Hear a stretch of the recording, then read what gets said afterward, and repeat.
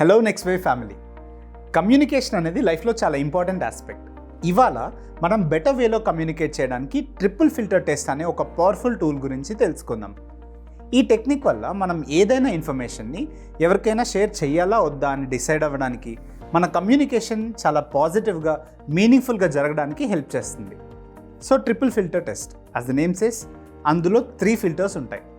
First filter is truth.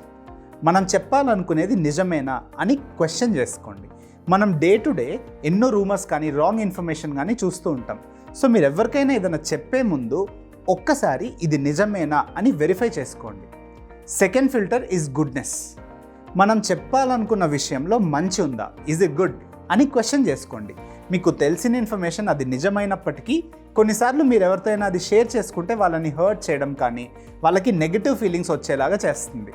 So ఎప్పుడూ కూడా ఎదుటి వాళ్ళకి పాజిటివ్గా హెల్ప్ అయ్యే మంచి విషయాల్ని మాత్రమే షేర్ చేయండి. Third filter is usefulness. మనం చెప్పాలనుకున్న విషయం ఎదుటి వాళ్ళకి యూస్ఫుల్లేనా, అది నిజం అవ్వచ్చు, అందులో మంచి ఉండొచ్చు, కానీ ఆ ఇన్ఫర్మేషన్ వాళ్ళకి చెప్పడం వల్ల వాళ్ళకి యూజ్ ఉందా లేదా అని చెక్ చేసుకోండి. మనం డైలీ చాలా టైం డ్రామా మీద, ఎవరో చెప్పిన గాసిప్స్ ఆర్ రూమర్స్ మీద పెడుతూ ఉంటాం. చాలామంది మార్నింగ్ లేవగానే ఫస్ట్ సోషల్ మీడియా పట్టుకుంటూ ఉంటారు.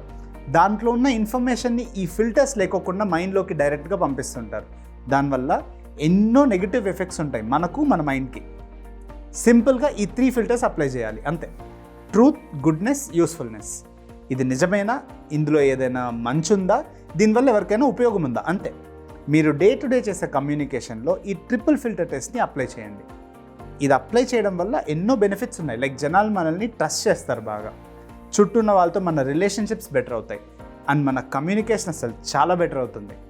అర్థమైందా మీకు?